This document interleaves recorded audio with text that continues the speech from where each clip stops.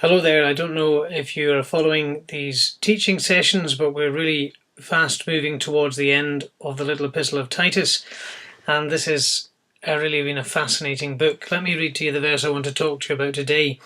It says in verse number 14, "Let ours also learn to maintain good works for necessary uses, that they be not unfruitful." Now here's an interesting thing. As Paul is writing to Titus, he's mentioned a lot about good works, and he's really thinking about the responsibility of Christians.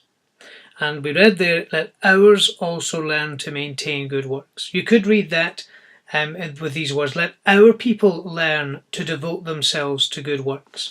Now, that wouldn't be the first time that Paul has mentioned that. In fact, if you've been studying this with me, you would notice that Titus is being reminded a lot of good things as you go through this epistle.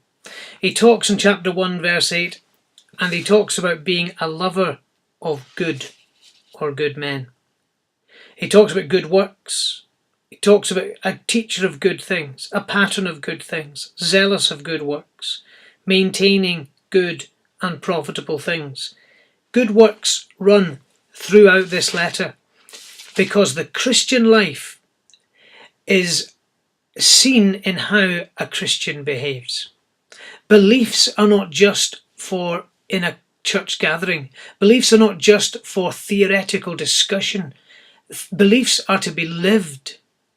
When Paul writes to the church in Philippi, he says to the Christians, "Work out your own salvation with fear and trembling." He wants them to be a bright and shining light in a dark world.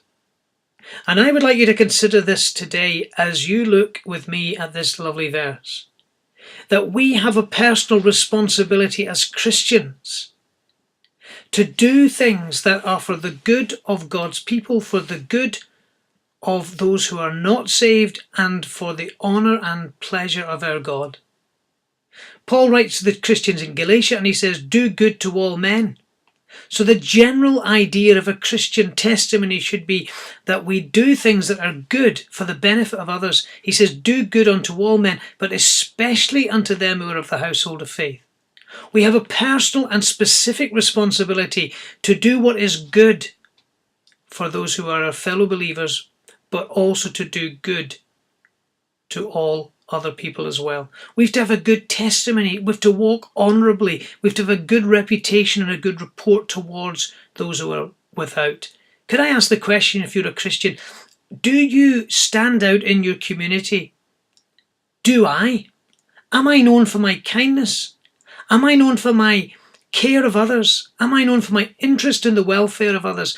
Do I do good for the welfare and the good of other people?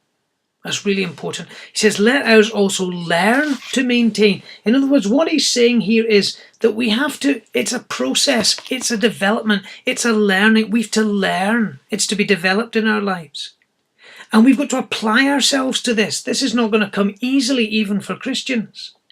And we have to devote ourselves. It's going to take time and effort and money, and it's going to cost something to devote ourselves to good works. We have to help people with urgent needs, necessary uses, things that they really need. So to care for the homeless and the poor and children and people who are needing care, and children who, in circumstances where maybe you would foster or you would adopt, and to put yourself out for others. He says, let us learn to devote ourselves to good works and to help cases of urgent need and not to be unfruitful. The Christian life should be the evidence of the fruit of God in the life of a Christian. Christian life should be the evidence of God working in the experience of a Christian. Oh, I do pray that as we consider this truth in Titus 3:14, that it might thrill our souls that God saves, He changes, He blesses men and women. But through us, He blesses the world. We are the witness of God to the world. We are the voice of God in the world. We are the evidence of the grace of God to a world. We trust that God will bless us as we seek to live these things out in our experience today. May God richly bless you. Thank you for listening.